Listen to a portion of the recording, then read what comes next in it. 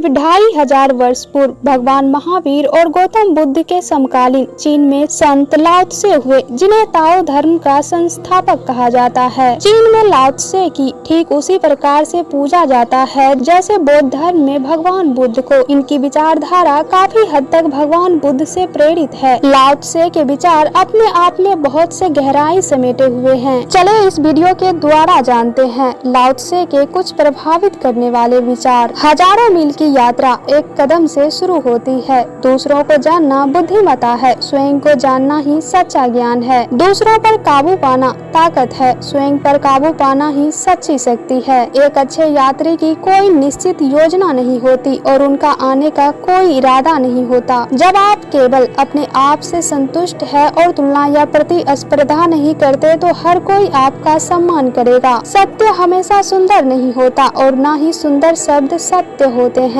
यदि आप उदास है तो आप अतीत में जी रहे हैं। यदि आप चिंतित है तो आप भविष्य में जी रहे हैं। यदि आप शांति में है तो आप वर्तमान में जी रहे हैं। क्या आप में कीचड़ जमने और पानी साफ होने तक इंतजार करने का धैर्य है? कुछ न करने में व्यस्त रहने से कुछ न करना बेहतर है। अपने विचारों पर ध्यान दे, वे आपके शब्द बन जाते हैं। अपने शब्दों पर ध्यान दे, वे आपके कार्य बन जाते हैं। अपने कार्यों पर ध्यान दे, वे आपकी आदतें बन जाती है। अपनी आदतें पर ध्यान दे, वे आपकी चरित्र बन जाती है। अपनी चरित्र पर ध्यान दे, वे आपका भाग्य बन जाता है। यदि आप दिशा नहीं बदलते तो आप वहीं पहुंच सकते हैं जहां आज जा रहे हैं। जो जितना आगे जाता है उसे उतना ही कम पता चलता है। जब कोई इच्छा नहीं होती है तो सभी चीजें शांत होती है। जीने का एक समय होता है और मरने का भी एक समय होता है, लेकिन उस पल को कभी भी अस्वीकार न करें। एक चलती हुई चींटी एक ऊँघे हुए बैल से अधिक काम करती है। जो बहुत बोलता है